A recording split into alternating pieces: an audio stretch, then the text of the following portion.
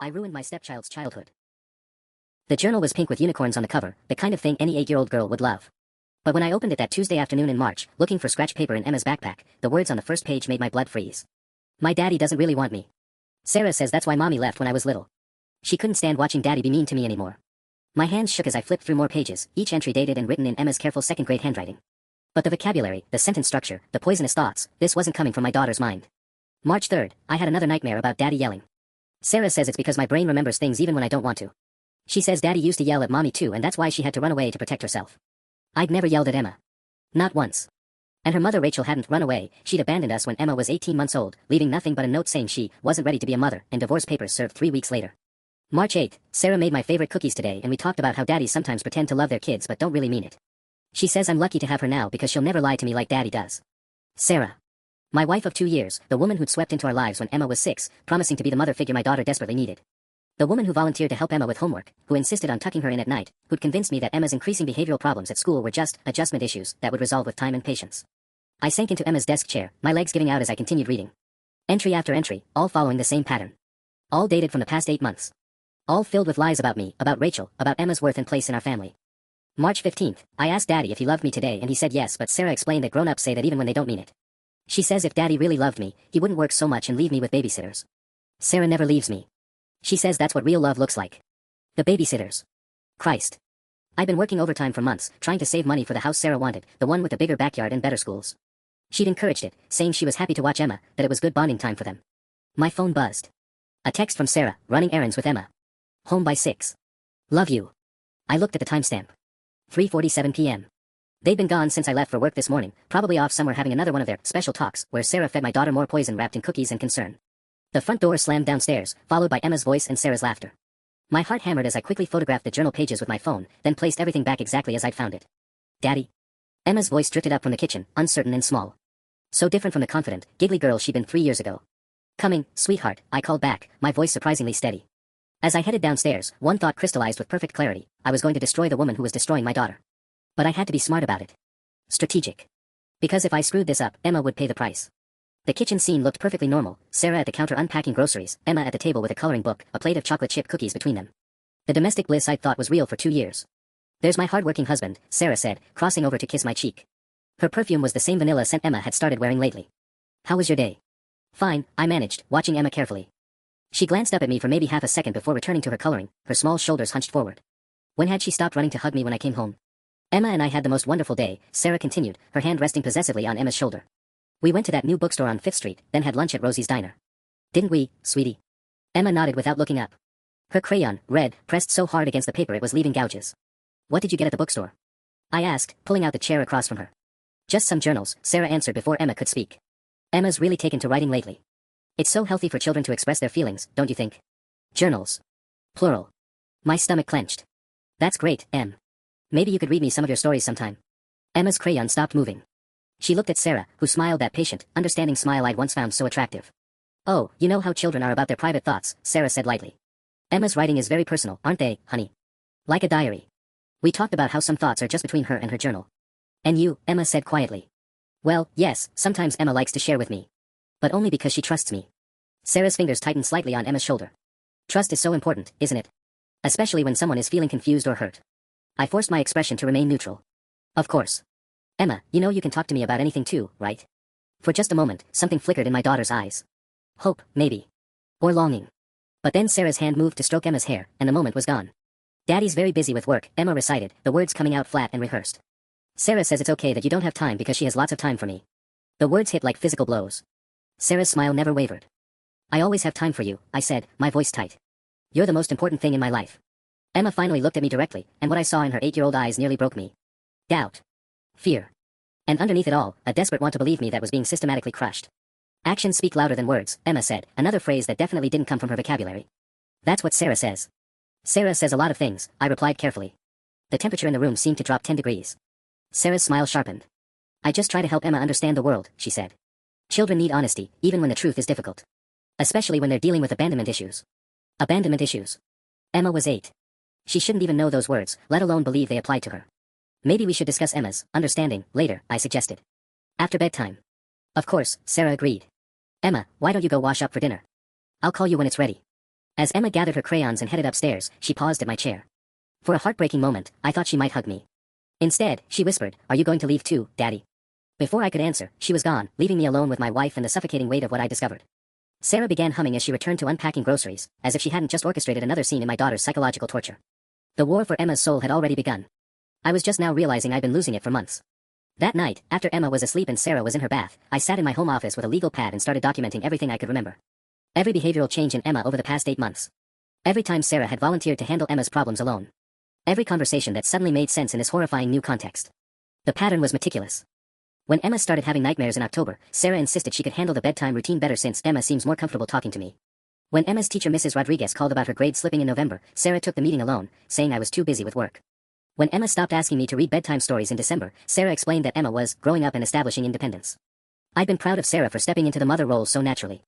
Now I realized she'd been systematically cutting me out of my own daughter's life. My laptop chimed with a new email. Mrs. Rodriguez, Emma's teacher. Mr. Davidson, I wanted to follow up on our conversation from this afternoon.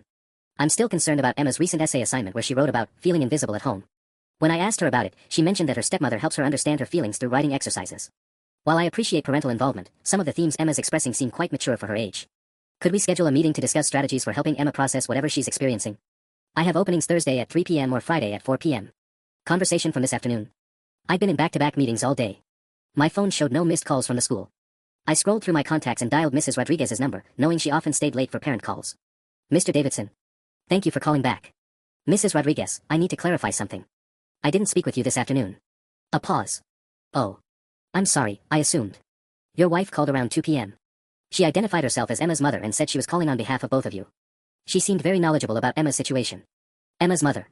Sarah had been introducing herself as Emma's mother to the school. What exactly did she tell you? Well, she expressed concern about Emma's writing, but said you both felt it was healthy for Emma to work through her abandonment feelings on paper. She mentioned that Emma has been asking difficult questions about why her biological mother left, and that writing helps her process those emotions. She assured me that you were both monitoring the situation closely. My jaw clenched. Mrs. Rodriguez, I need to schedule that meeting. And I need to clarify something important. Sarah is Emma's stepmother, not her mother. Any future school communications should go through me directly. Oh my. Her voice carried new concern. Mr. Davidson, given what Emma wrote in her essay and now this communication confusion, I think we should meet as soon as possible. Can you come in tomorrow at 3 p.m.? I'll be there. After hanging up, I opened my laptop and started a new document, evidence log, Emma Davidson.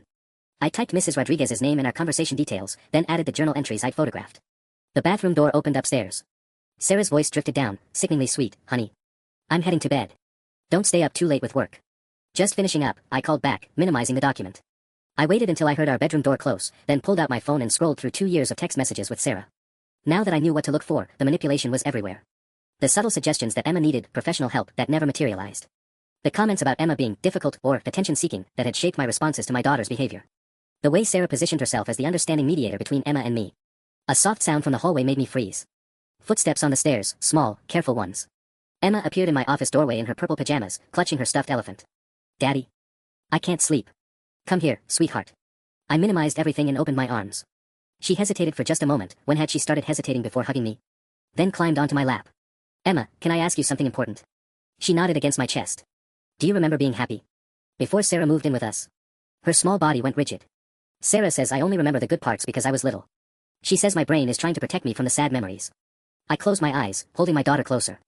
Sarah had an answer for everything, didn't she? What if I told you that some of those happy memories are the real ones? Emma pulled back to look at me, her eyes wide and confused. But Sarah says. I know what Sarah says. But what does your heart tell you? For a moment, my real daughter flickered back to life. I miss us, Daddy. I miss when it was just us. I miss that too, baby. More than you know. Emma fell asleep in my arms around midnight. I carried her upstairs, tucking her into her bed and watching her peaceful face in the dim hallway light. This might be one of the last quiet moments we'd have before everything exploded. Sarah was already asleep when I slipped into our bedroom, her breathing deep and even. I lay there staring at the ceiling until 5 a.m., my mind racing through legal strategies and worst-case scenarios. By the time my alarm went off, I had a plan. First stop, my lawyer's office. Marcus Webb had handled my divorce from Rachel 6 years ago. He was expensive, thorough, and had no patience for games. His office on Maple Street opened at 7 a.m. sharp. Jesus, Tom, Marcus said, looking up from the journal photos on his tablet. This is systematic psychological abuse. How long has this been going on? 8 months that I can prove. Maybe longer. I slid the printed email thread across his desk. She's also been impersonating Emma's mother at school. Marcus made notes in his legal pad, his expression grim. We'll need more evidence before we file anything. Document everything from now on. Every conversation, every incident. Get that teacher to put her concerns in writing. And Tom. He looked up at me seriously. Don't let on that, you know. If Sarah realizes she's been discovered, she could escalate or disappear with Emma. The thought made my stomach clench. What about emergency custody? Based on what we have now. Maybe temporary supervised visitation while we investigate. But Sarah hasn't physically harmed Emma, and the psychological manipulation is subtle enough that the wrong judge might see it as parenting differences. We need an airtight case. How long? 2 weeks minimum. A month would be better. A month. 30 more days of watching my daughter's spirit slowly dissolve while I smiled and pretended everything was normal. I arrived at Emma's school at 2:55 p.m., 5 minutes early for my meeting with Mrs. Rodriguez. The afternoon crowd of parents picking up kids made it easy to blend in while I watched for Sarah's car. She thought I was in meetings until 6 p.m. Mrs. Rodriguez was younger than I'd expected, maybe early 30s, with kind eyes behind wire-rimmed glasses. Emma's essay sat on the desk between us. I want to show you something concerning, she said, sliding the paper toward me. This was Monday's assignment, write about a time you felt proud. Emma's careful handwriting filled half a page. I felt proud when Sarah said I was brave for telling the truth about my feelings. She says most kids lie to their parents because they're scared, but I don't have to lie to her. She says I can tell her anything, even about how daddy makes me feel sad sometimes. Sarah says being honest about sadness is the first step to feeling better. I'm proud that I'm brave enough to write in my journal about true things, even when they hurt. My hands clenched into fists. Mrs. Rodriguez, I need you to understand something. My daughter has never expressed feeling sad about me directly. These honest conversations with my wife are news to me. Mr. Davidson, in my 12 years teaching, I've seen many family situations. This feels orchestrated. The language Emma uses doesn't match her emotional development, and the themes are consistently negative toward you while positioning her stepmother as her emotional savior. What do you recommend? I'd like to involve the school counselor, Mrs. Chen. With your permission, she could do some informal sessions with Emma to assess her emotional state. If there's manipulation happening, Mrs. Chen will spot it. Yes. Do it. Relief flooded through me. Professional witnesses. There's something else. Mrs. Rodriguez pulled out another folder. I pulled Emma's records from last year, before her behavior changed. Her previous teacher, Miss Patterson, noted that Emma frequently talked about weekend activities with you, hiking, museums, cooking together. This year, Emma rarely mentions you at all. When she talks about home, it's always about Sarah. The hiking. We used to spend every Saturday morning on the trails behind Miller Park. When had we stopped? October, maybe September. Sarah had suggested that Emma might prefer girl time on weekends, shopping and doing craft projects. I thought I was being supportive. I'd like copies of everything, I said. And Mrs. Rodriguez? If my wife calls again, please tell her that all school communications need to go through me. I'm Emma's custodial parent. Of course. And Mr. Davidson? Document everything at home. Times, dates, conversations. If this goes to family court, details matter. By the time I got home at 5:30 p.m., Sarah was already starting dinner while Emma sat at the kitchen table with homework spread out around her. You're early. Sarah said brightly, kissing my cheek. How was your day? Good. Productive. I ruffled Emma's hair. How's homework going, kiddo? She looked up at me with those serious 8-year-old eyes. It's math. I don't like fractions. Want some help? The question hung in the air. Emma glanced at Sarah, then back at me.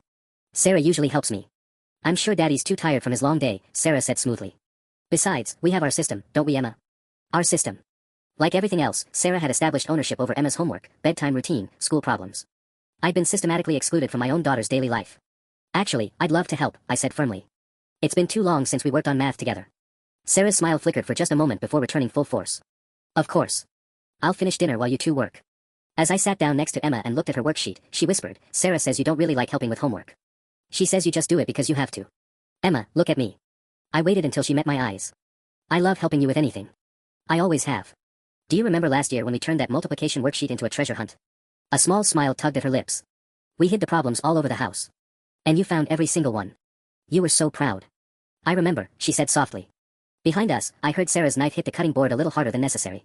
The war for my daughter's heart had begun in earnest. The breakthrough came 3 days later, completely by accident. I was working from home Thursday morning when Emma's stomach bug sent her to the nurse's office. Sarah was at her book club, so the school called me directly.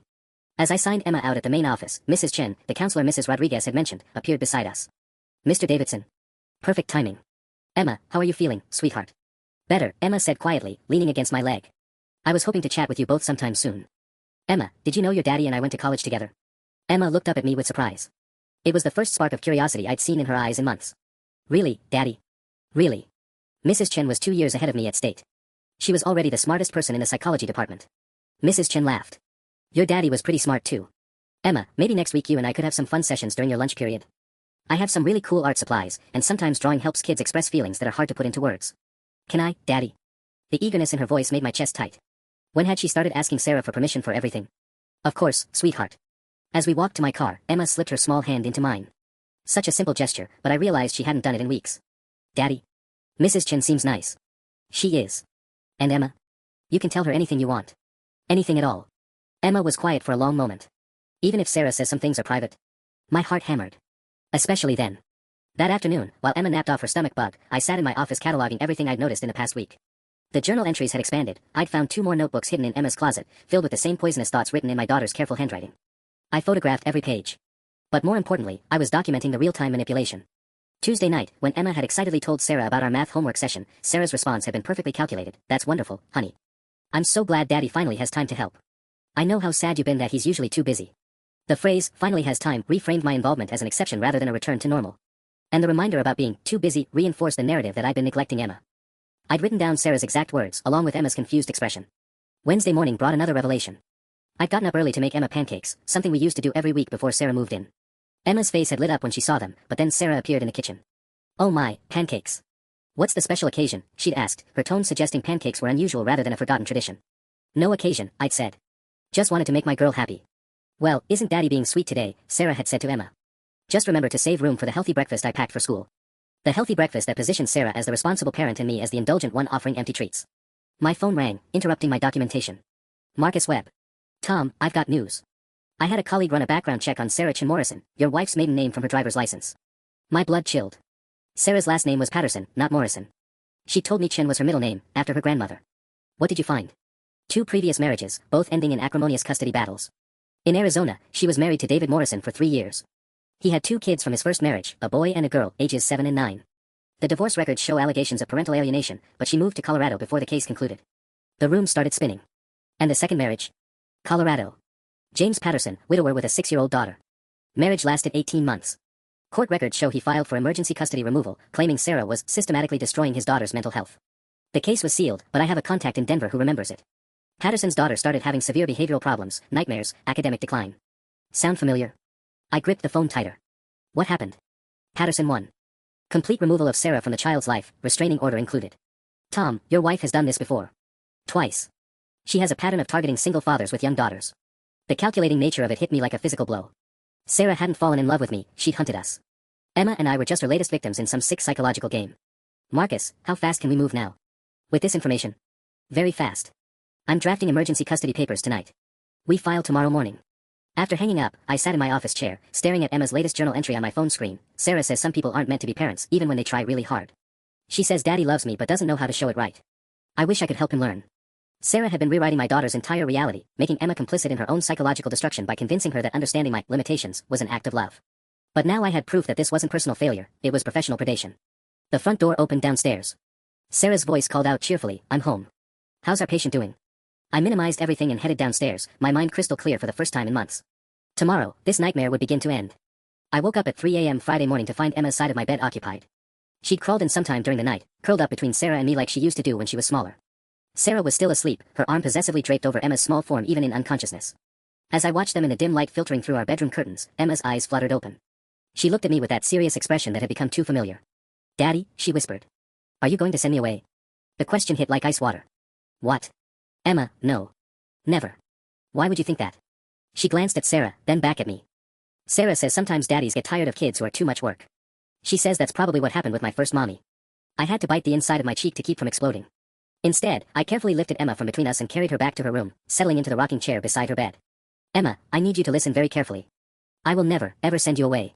You are not too much work. You are the best thing that has ever happened to me. But Sarah says. I know what Sarah says. But what does your heart tell you when you look at me right now? Emma studied my face in the hallway light. You look sad, Daddy. Really sad. I am sad. But not because of you. I'm sad because someone has been telling my wonderful daughter things that aren't true. What kind of things? I chose my words carefully, knowing this conversation could make or break everything. Emma, do you remember last summer when we built that fort in the backyard?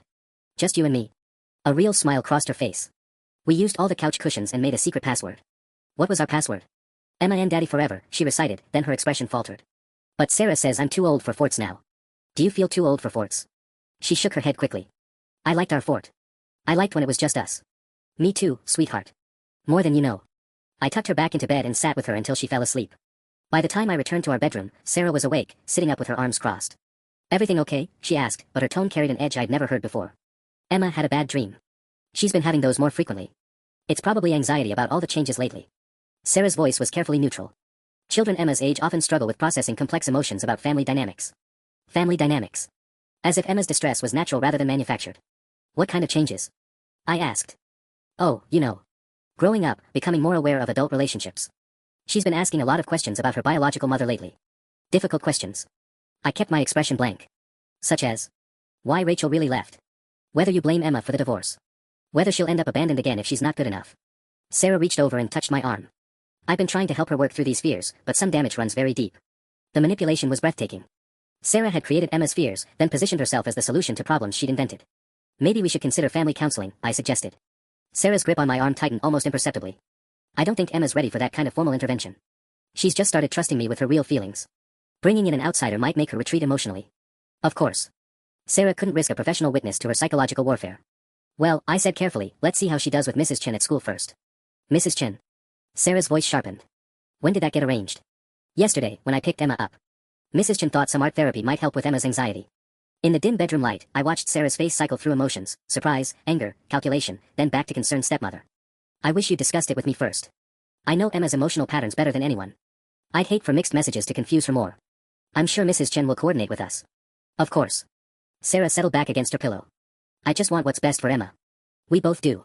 After Sarah fell back asleep, I lay awake thinking about Marcus's revelation. 2 previous families. 2 other little girls who'd endured what Emma was experiencing now. How many nights had those other fathers lain awake, watching their daughters slip away piece by piece?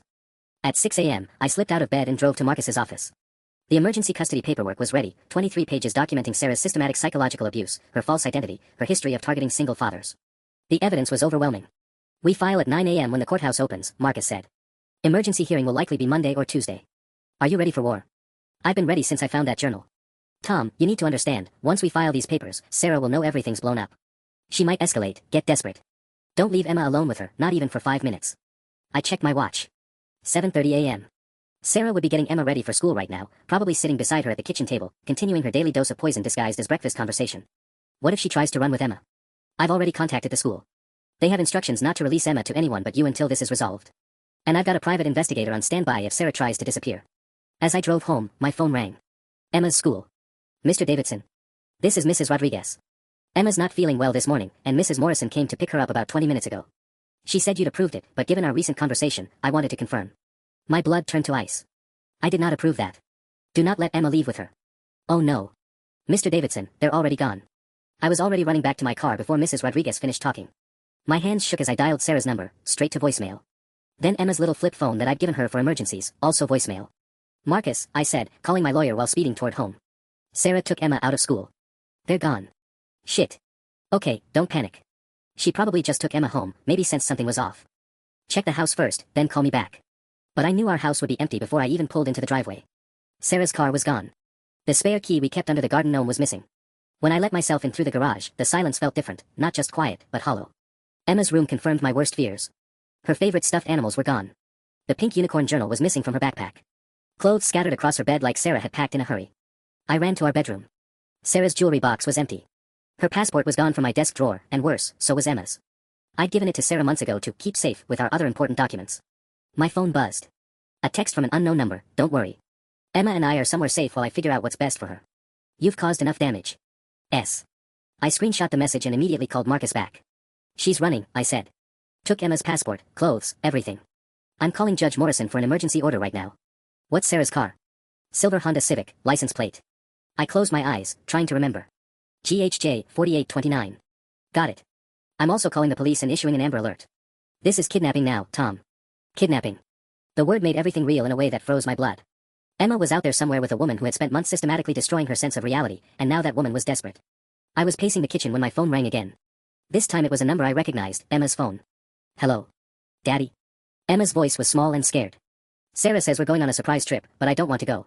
I want to come home. Where are you, sweetheart? I don't know. We're in the car. Sarah took my backpack and my elephant and said we had to leave because... Emma's voice got quieter. Because you were going to send me to live with strangers. In the background, I could hear Sarah's voice. Give me the phone, Emma. Now. Emma, listen to me very carefully. You are not in trouble, and I am not sending you anywhere. I love you more than anything in the world. Daddy, I'm scared. Sarah seems different. She's not being nice like usual. I know, baby. Just stay calm, okay? I'm coming to find you.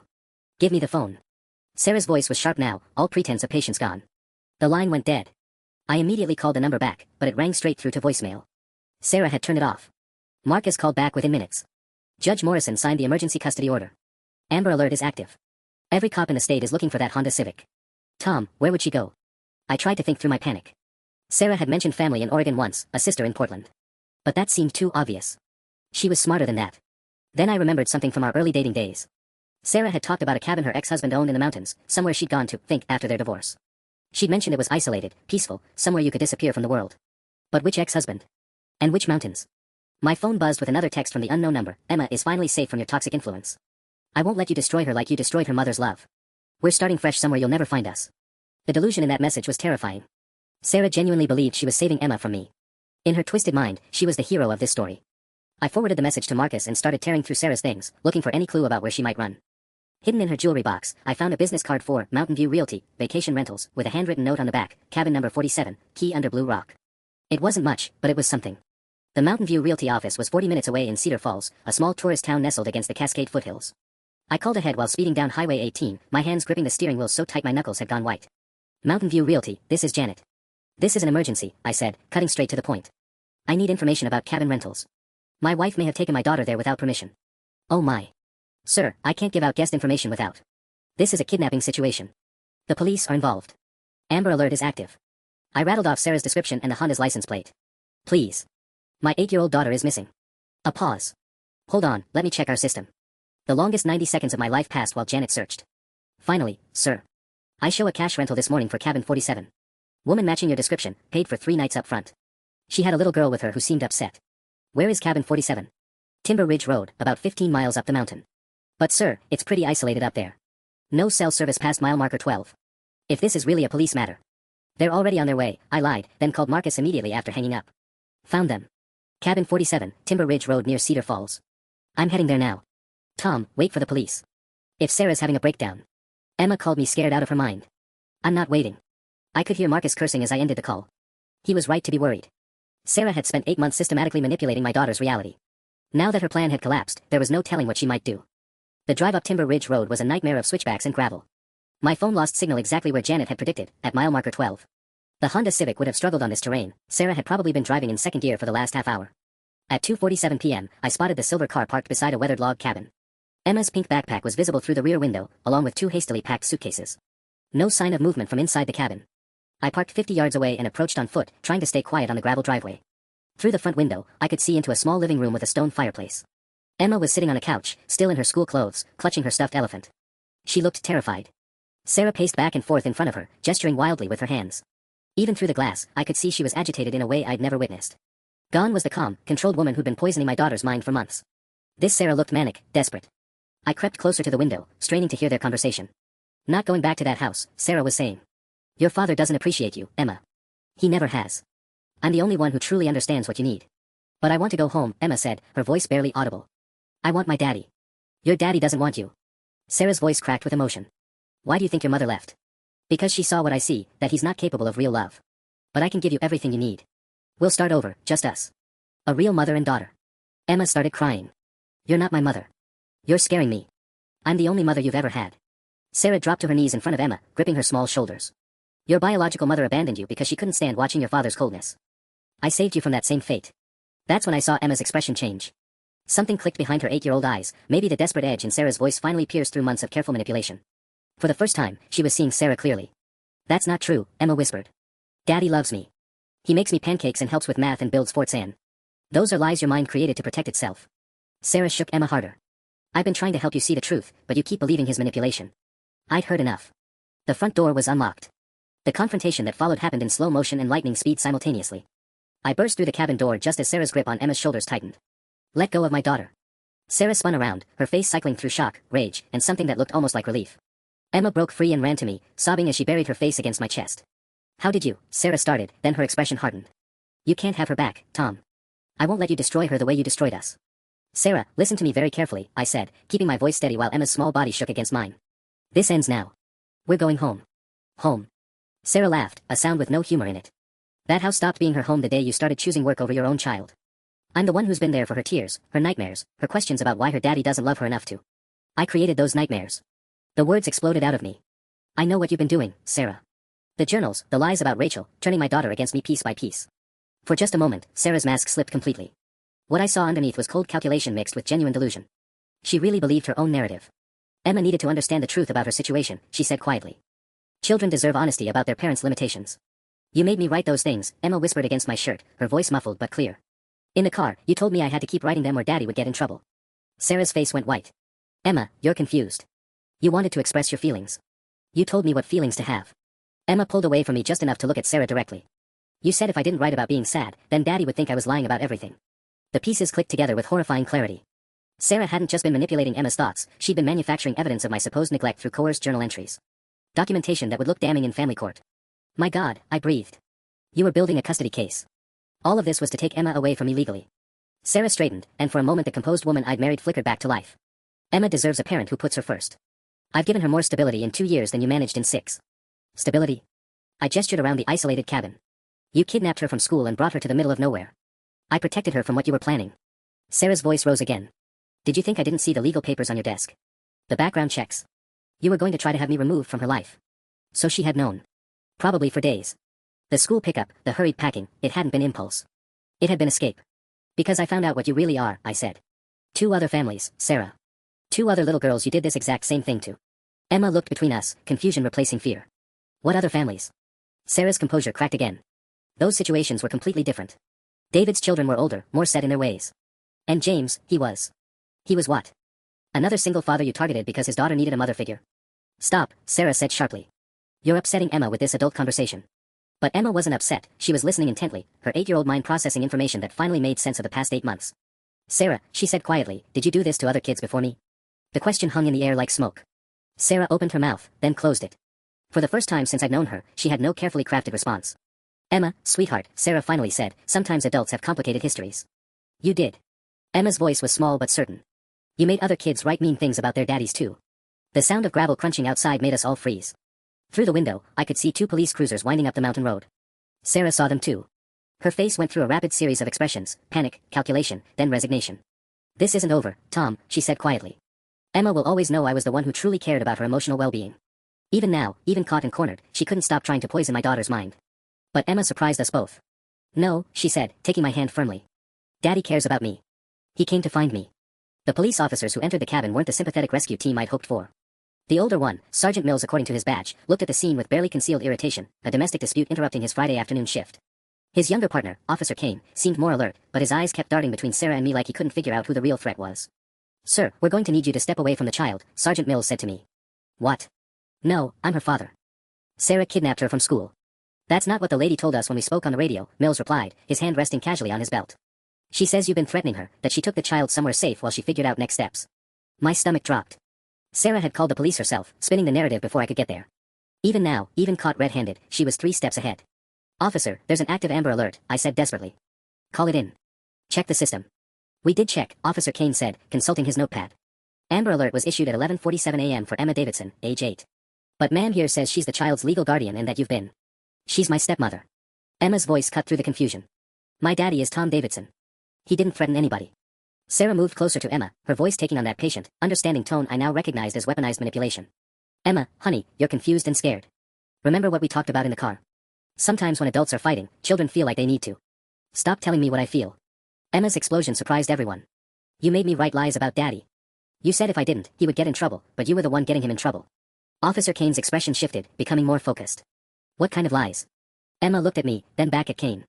She made me write in journals that Daddy was mean to me and that's why my first mommy left. But Daddy never yells at me.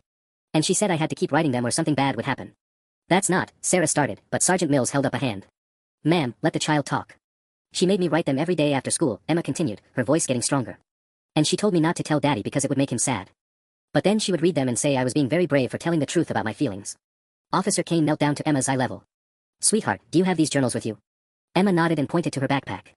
The pink one. Sarah made me bring it. As Kane retrieved the journal, I saw Sarah's face cycle through emotions.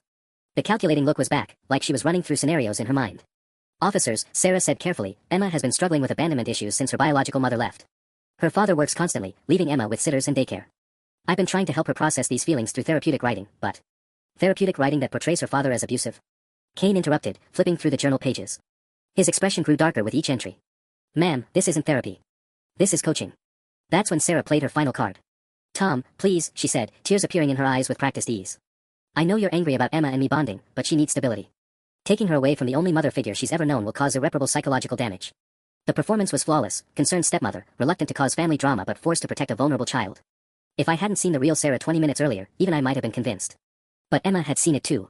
"You're doing it again," she said quietly, staring at Sarah with something like wonder. "You're pretending to cry to make the police think Daddy is bad." The fake tears stopped immediately. For just a second, Sarah's mask dropped completely, and the cold calculation underneath was visible to everyone in the room.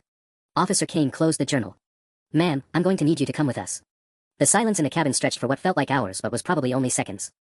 Sarah stared at Officer Kane, her composed mask finally cracking under the weight of Emma's raw honesty. "I want to call my lawyer," Sarah said quietly. "That's your right," Kane replied, then turned to me. "Mr. Davidson, we're going to need you to come to the station as well. There are procedures we have to follow in custody disputes." My heart sank. Even with Emma's testimony and the coerced journals, this was going to turn into a legal quagmire.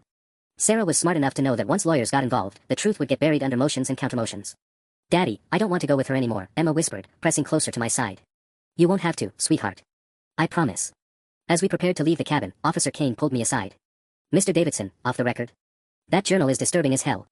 The language patterns, the consistent themes, I've seen parental alienation cases before, but this is systematic. However, the fact that your wife called us first and positioned herself as the victim complicates things legally." "What do you mean?" "She's claiming you've been emotionally distant, that she removed Emma from what she perceived as a harmful situation. Without clear evidence of immediate physical danger, family court might view this as a parenting dispute rather than kidnapping." Through the cabin window, I watched Sergeant Mills helping Emma gather her things while Sarah stood perfectly still, her face blank and unreadable. She was planning something, I could see it in the way her eyes tracked every movement, every word. "There's something else," I said to Kane. "My lawyer discovered she's done this before. 2 previous marriages, both involving custody battles over stepchildren. She has a pattern." Kane's eyebrows rose. "Can you prove that?" "Court records from Arizona and Colorado. Similar allegations of parental alienation in both cases." "Jesus." Kane pulled out his phone. "I'm calling this in to Detective Morrison." This just became a lot more serious. As we walked toward the police cars, Emma suddenly stopped. "Wait, I forgot something." She ran back into the cabin before anyone could stop her, emerging moments later with a small digital recorder I'd never seen before. "What's that, honey?" "Sarah gave it to me last week. She said I should practice telling stories about my feelings when Daddy wasn't home. She said it would help me remember things better for the lady at school." Officer Kane took the recorder with latex gloves from his kit. "Emma, did you use this recently?" "This morning in the car. Sarah told me to practice explaining why I was sad about living with Daddy. But I told her I wasn't sad anymore and didn't want to make up stories. The implications hit me like a freight train." Sarah had been creating audio evidence to support her narrative, coached testimonials from Emma that would sound authentic to social workers or judges who didn't understand the manipulation behind them. "She was building a case," I said to Kane. "Everything, the journals, the recorded statements, probably documentation of every time I worked late or missed a school event. She was constructing evidence for a custody challenge." Sarah, overhearing from beside the second police car, finally spoke up. Emma needed someone who would validate her feelings instead of dismissing them. "I documented her emotional state because her father was too busy to notice his daughter's distress." "What distress?" Emma asked, genuine confusion in her voice. "I wasn't distressed until you told me I was supposed to be." That simple statement from my 8-year-old daughter cut through all of Sarah's psychological manipulation. Even Sergeant Mills, who'd seemed skeptical of the whole situation, looked at Sarah with new understanding. "Ma'am," Mills said firmly, "you're under arrest for custodial interference and child endangerment." As the handcuffs clicked around Sarah's wrists, she looked directly at Emma with an expression I'd never seen before, pure, undisguised hatred. "You'll regret this, Emma. Both of you will." The mask was finally, completely off. The week following Sarah's arrest should have been a relief. Instead, it felt like waiting for the other shoe to drop. Emma stayed home from school Monday and Tuesday, clinging to me with an intensity that broke my heart.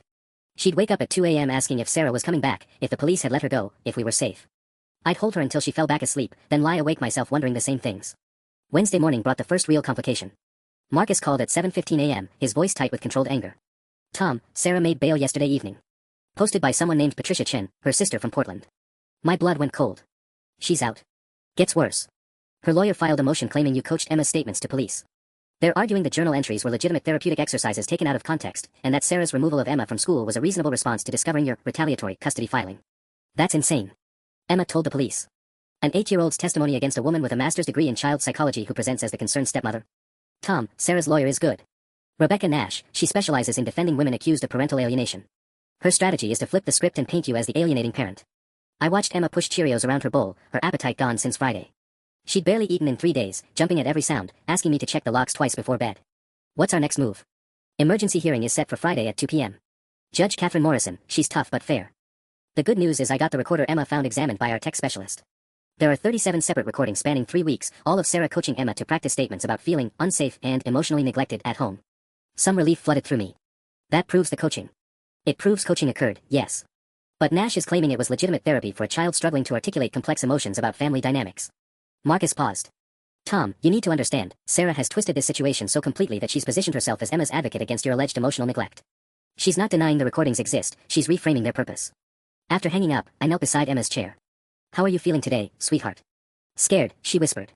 What if Sarah tells the judge I was lying about the journals? You weren't lying. And the judge will see that.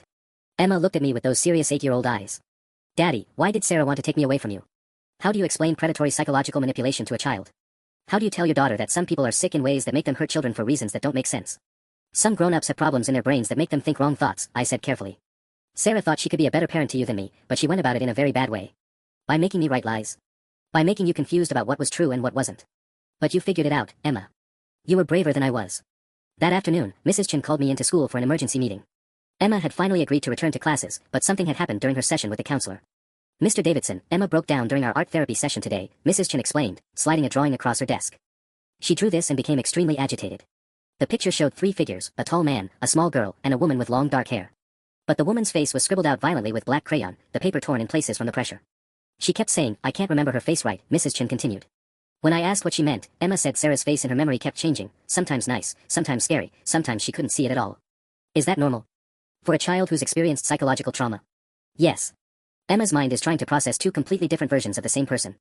The Sarah who gave her cookies and helped with homework, and the Sarah who manipulated her thoughts and kidnapped her from school. Mrs. Chen leaned forward, her expression serious. Mr. Davidson, Emma is going to need ongoing therapy to work through this. The kind of systematic manipulation she endured can have lasting effects on a child's ability to trust their own perceptions. That evening, while Emma watched cartoons, I found myself staring at Sarah's empty side of our bedroom closet. 3 days ago, I'd packed all her belongings into boxes, but I hadn't been able to make myself throw them away yet. Now I pulled out one of her journals, not Emma's, but Sarah's own personal diary that I'd never looked at during our marriage. The entries from the past 6 months painted a chilling picture of calculated manipulation. February 12th, Emma is beginning to internalize the abandonment narrative. Her questions about Rachel are becoming more frequent and pointed. Need to be careful not to push too hard too fast. March 2nd, Tom missed Emma's school play due to work. Perfect opportunity to reinforce the pattern of paternal neglect. Emma cried afterward, genuine emotion I can build on. March 18th, Emma resisted journal writing today, said she didn't want to write sad things about Tom. Had to remind her that hiding feelings from adults is lying. She completed the entry after I explained that Daddy would be disappointed if she wasn't honest about her emotions. Page after page of cold, clinical observations about my daughter's psychological state and how to manipulate it. Sarah had been running a psychological experiment on Emma, documenting her methods like a researcher studying lab rats. But the final entry, dated just 4 days ago, made my hands shake. March 24th, Tom suspects something. Found him going through Emma's backpack yesterday. Emergency protocols may be necessary. Emma has become too attached to the idea of protecting Daddy's feelings. May need to remove her from the situation temporarily to complete the psychological restructuring. Court documentation is sufficient for custody challenge if handled properly. Emergency protocols. Sarah had been planning to take Emma all along, the school pickup wasn't panic, it was plan B. My phone rang, interrupting my horrified reading. Unknown number. Hello. Silence, then, Tom. Sarah's voice, calling from someone else's phone. I should have hung up immediately. Instead, some part of me needed to hear what she'd say now that all pretenses were gone. What do you want, Sarah? I want you to drop the custody motion. Never. You're destroying that little girl's sense of security. Emma needs stability, not a father who turns her against the only mother figure she's ever had. The delusion was complete. Even now, even after being arrested, Sarah genuinely believed she was Emma's victim in this situation. Emma is terrified of you, I said quietly. She draws pictures where your face is scribbled out. A long pause. She's been poisoned against me by your manipulation. But children are resilient, Tom. When she's older, she'll understand that I was trying to protect her from your emotional limitations. Stay away from my daughter. Our daughter. I raised her for 2 years while you buried yourself in work. I know her fears, her dreams, her favorite bedtime stories. You can't erase that bond with legal papers. The phone went dead. I immediately called Marcus to report the contact, then checked every lock in the house twice before settling down beside Emma on the couch.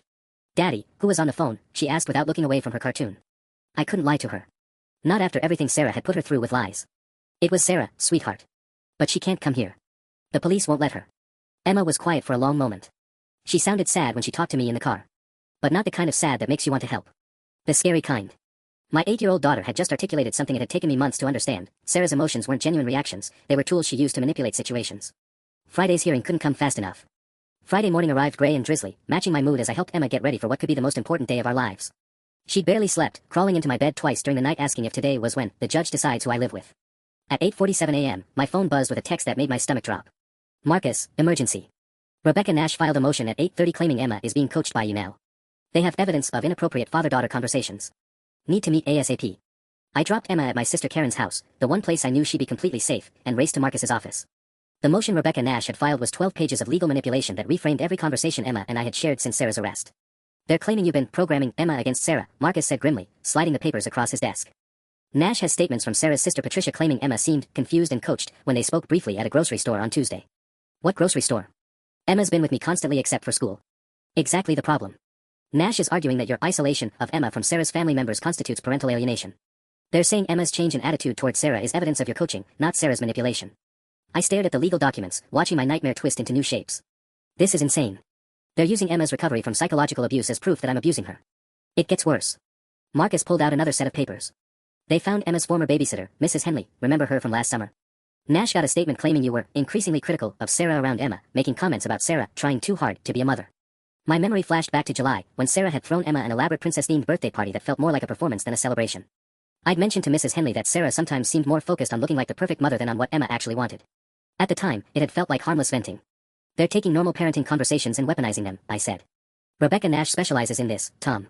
She finds grain-of-truth moments and builds entire narratives around them. Marcus leaned back in his chair. But we have something she doesn't expect. Mrs. Chen finished her evaluation of Emma yesterday. He handed me a thick report stamped with Jefferson Elementary's letterhead.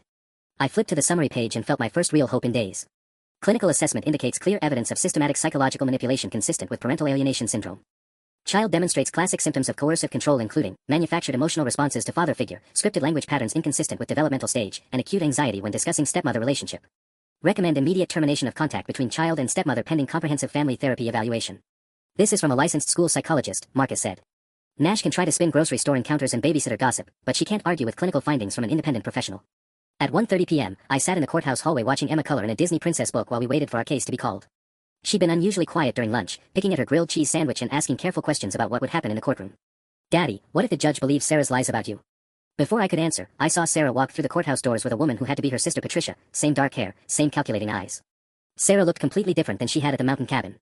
Gone was the desperate, manic woman who'd gripped Emma's shoulders too tightly. This Sarah wore a conservative navy dress, minimal makeup, and an expression of quiet dignity that suggested she was the wronged party in this situation. She spotted Emma immediately and started walking toward us, but Patricia grabbed her arm and whispered something sharp in her ear. They turned toward the elevators instead, but not before Sarah looked directly at Emma with an expression I couldn't read, part longing, part resentment, part something darker. Emma had seen her too. Her coloring crayon froze mid-stroke, and her small body went rigid against my side. She looks different, Emma whispered. Different how? Like the nice Sarah again. But I can see the scary one underneath. At exactly 2 p.m., the bailiff called our case. As we walked into Judge Morrison's courtroom, I realized this was it, the moment that would determine whether Emma's psychological recovery could continue, or whether the legal system would hand her back to the woman who'd spent months systematically destroying her sense of reality. The next hour would decide everything. Judge Catherine Morrison was exactly what I'd hoped for, mid-50s, steel-gray hair, and eyes that suggested she'd seen every manipulation tactic in the book. She listened to Rebecca Nash's opening statement without expression, occasionally making notes as Sarah's lawyer painted me as an emotionally distant father who'd poisoned Emma against her loving stepmother.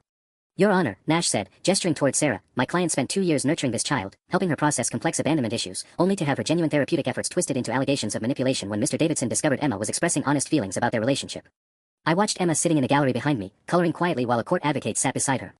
She'd insisted on coming, saying she wanted to tell the truth to the judge, but now she looked small and scared in a formal courtroom setting. Marcus stood for our opening statement, and I held my breath. Your Honor, this case represents systematic psychological abuse disguised as parenting. The evidence will show that Sarah Morrison, not Patterson, as she told my client, has a documented history of targeting single fathers and their daughters. She methodically isolated Emma from her father while manufacturing evidence of neglect and abuse that simply never occurred. Judge Morrison's eyebrows rose slightly. Mr. Webb, are you alleging fraud regarding the defendant's identity? Among other things, yes. Sarah Morrison was married twice previously under different names, both marriages ending in custody disputes involving allegations of parental alienation. She specifically targets families with young daughters who've lost their mothers. Rebecca Nash shot to her feet. Objection, Your Honor. Mr. Webb is making inflammatory accusations without. I have court records from Arizona and Colorado, Marcus interrupted, pulling out a thick folder. David Morrison vs. Sarah Chin Morrison, 2019. James Patterson vs. Sarah Chin Patterson, 2021. Both cases involved systematic manipulation of stepchildren against their biological fathers. The color drained from Sarah's face. She leaned over to whisper urgently to Nash, who looked increasingly uncomfortable. Judge Morrison examined the documents Marcus handed her, her expression growing darker with each page. Ms. Nash, were you aware of your client's previous legal history? Your Honor, my client's past relationships have no bearing on. They have every bearing when they establish a pattern of behavior, the judge replied sharply. Continue, Mr. Webb. Marcus presented Mrs. Chen's psychological evaluation next, reading key passages aloud. Emma's manufactured journal entry sounded even more disturbing in the formal courtroom setting, especially when contrasted with her teacher evaluations from before Sarah entered our lives. Note the dramatic change in Emma's academic performance and social behavior beginning exactly 8 months ago, Marcus said, displaying a timeline on an easel. Declining grades, increased absences, reports of emotional outbursts at school, all coinciding with Sarah's intensive therapeutic journaling sessions. But Rebecca Nash wasn't finished. When her turn came, she called Patricia Chin to the stand, Sarah's sister, who testified about seeing Emma at the grocery store on Tuesday. The child seemed confused, almost rehearsed, Patricia said, her voice carrying just the right note of concern. When I asked how she was doing, Emma looked at her father before answering, then recited something that sounded memorized about feeling safe now. It didn't sound natural for an 8-year-old. My heart sank. Nash was twisting Emma's genuine recovery into evidence of coaching. Mrs. Chen, Nash continued, in your opinion as someone who observed Emma regularly during your sister's marriage, has the child's behavior changed since these allegations began? Dramatically. The Emma I knew was confident, happy. This child seemed frightened and uncertain, like she'd been told what to think.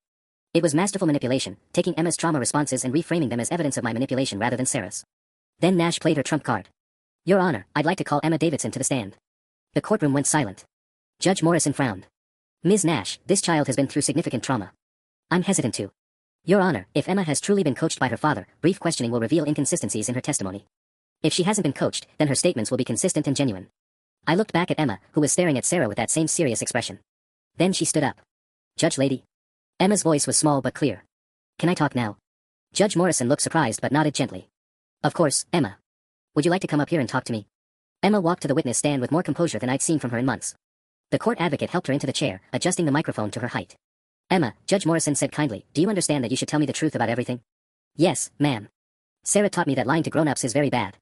Emma's response drew a sharp intake of breath from Sarah's table. Rebecca Nash approached the stand confidently.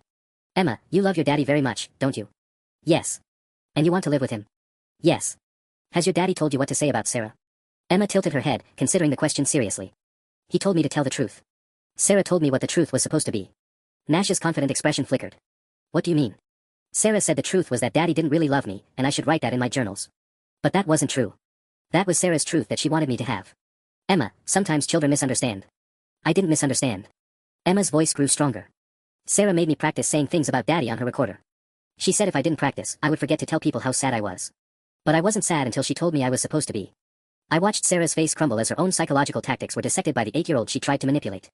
Nash tried a different approach. Emma, your daddy has been working a lot lately, hasn't he? Missing important things. He works so we can have a nice house. Sarah said that meant he didn't love me, but working for your family means you do love them. Emma looked directly at Sarah. My daddy came to find me in the scary cabin. That's what love looks like. Judge Morrison leaned forward. Emma, can you tell me about the journal Sarah had you write? She would tell me what feelings to write about. She said my brain was protecting me from remembering sad things, so she would help me remember them. But they weren't real memories. They were Sarah's stories. Can you give me an example? Emma thought for a moment. She told me to write that Daddy yelled at my first mommy and that's why she left. But Daddy never yells. And my first mommy left because she didn't want to be a mommy yet. Daddy told me that when I was little, and it made sense. Sarah's story was different but it didn't feel true in my heart. Nash was visibly struggling now. Emma, didn't Sarah take good care of you? Make you cookies, help with homework? Yes. But she used those nice things to make me believe not nice things about Daddy. Emma paused, her 8-year-old mind working through complex concepts. It's like if someone gave you ice cream but put medicine in it that made you sick. The ice cream was real, but it wasn't really a nice thing. The analogy was so perfect, so clearly Emma's own understanding, that even Sarah's sister Patricia looked uncomfortable. Judge Morrison had heard enough. Thank you, Emma. You've been very brave. 20 minutes later, Judge Morrison delivered her ruling. Based on the evidence presented, including defendant's documented history of similar behavior, clinical evaluation by a licensed psychologist, and the child's own testimony, I find that Sarah Morrison engaged in systematic psychological manipulation of the minor child. All contact between defendant and Emma Davidson is hereby terminated. Mr. Davidson is awarded full legal and physical custody. She looked directly at Sarah. Ms. Morrison, you are also hereby ordered to undergo mandatory psychological evaluation and are prohibited from contact with any minor children pending completion of treatment. As the bailiff led Sarah away, she looked back at Emma one final time. But instead of the hatred I'd seen at the cabin, her expression was empty, like she finally understood that her carefully constructed delusion had collapsed completely. Emma ran to me as we left the courtroom. Is it over, Daddy? It's over, sweetheart. We're going home. Just us. Just us. 6 months later, Emma started 4th grade at a new school across town. Her nightmares stopped in August. She's been seeing Dr. Rebecca Martinez, a child psychologist who specializes in parental alienation recovery, twice a week. Last month, Dr. Martinez told me Emma's capacity for trust had returned to age-appropriate levels. Emma still keeps a journal, but now she writes about friends and school and the treehouse we built in our backyard. Real thoughts from a real little girl, not manufactured trauma designed to serve someone else's psychological needs. I never saw Sarah again after that day in court.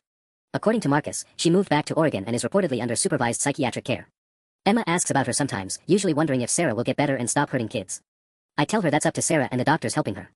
The Pink Unicorn journal sits in a safety deposit box now, along with all the other evidence of what Sarah did to us.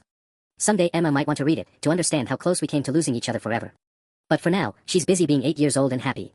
Yesterday she asked if we could go hiking this Saturday, just the two of us. I said yes immediately, remembering how much she used to love our weekend adventures.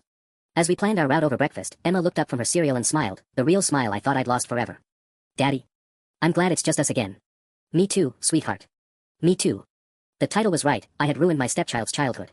But it wasn't Emma's childhood I'd ruined. It was the fictional, manipulated childhood Sarah had constructed to serve her own twisted needs. Emma's real childhood began the day we drove away from that courthouse together.